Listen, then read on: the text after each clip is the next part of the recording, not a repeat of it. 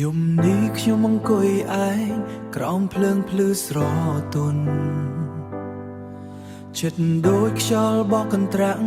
ពេលគ្មានអូននៅក្បន់ចិត្តដូចខ្យល់បក់កន្ត្រាក់ពេលគ្មានអូននៅក្បែរពាក្យស្នេហ៍ដែលធ្លាប់ស្បត់មិនគួរតែបាត់បង់តែអូនបំលែងវាទៅជាប្រលឹងខ្ញុំខូចខាតអូនធ្លាប់និយាយថាស្រឡាញ់មិនបោះបង់ខ្ញុំទេតែថ្ងៃនេះហេតុអ្វីអូនបែរចោលខ្ញុំឲ្យឈឺចាប់អូនក្បត់ចិត្តខ្ញុំឲ្យខ្ញុំរស់ស្ទើរស្លាប់ស្ទើររស់បេះដូងខ្ញុំបែកបាំងគ្មានអ្វីសល់សម្រាប់សង្ឃឹមស្នេហ៍ដែលខ្ញុំឲ្យទៅអូនយកទៅលេងសើចទុកឲ្យខ្ញុំឈឺចាប់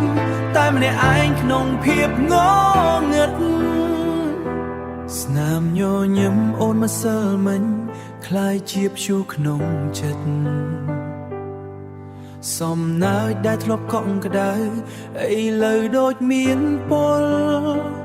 ខ្ញុំសួរខ្លួនឯងរាប់ពាន់ដងឥឡូវដូចមានពលខ្ញុំសួរខ្លួនឯងរាប់ពាន់ដងតើខ្ញុំខុសអ្វីហេតុអ្វីអូនជ្រើសរើសផ្លូវ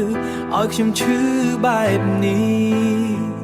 ពេលអូនកាន់ដៃអ្នកថ្មីអូនភ្លេចខ្ញុំទាំងស្រុងទុកឲ្យអតីតកាលคล้ายជាការឈឺចាប់មិនចប់អូនក្បត់ចិត្តខ្ញុំឲ្យខ្ញុំរស់ស្ទើរស្លាប់ស្ទើររស់បេះដូងខ្ញុំបែកបាំងគ្មានអ្វីសល់សម្រាប់សង្ឃឹមស្នេហ៍ដែលខ្ញុំឲ្យទៅអូនយកទៅលេងសើចទុកឲ្យខ្ញុំឈឺចាប់តែម្នាក់ឯងក្នុងភាពងងឹតបើអាចត្រឡប់ពេលវេលាខ្ញុំមិនស្គាល់អូនទេស្នេហ៍នេះធ្វើឲ្យខ្ញុំបាត់បង់ខ្លួនឯងហូររាល់យប់ដូចភ្លៀងមិនឈប់សួរថាខ្ញុំនៅរស់ឬស្លាប់ទៅហើយថ្ងៃណាខ្ញុំភ្លេចអូនបានប្រហែលខ្ញុំនឹងរស់តែគ្រាន់តែដង្ហើមដោយគ្មានចិត្តរស់ទេ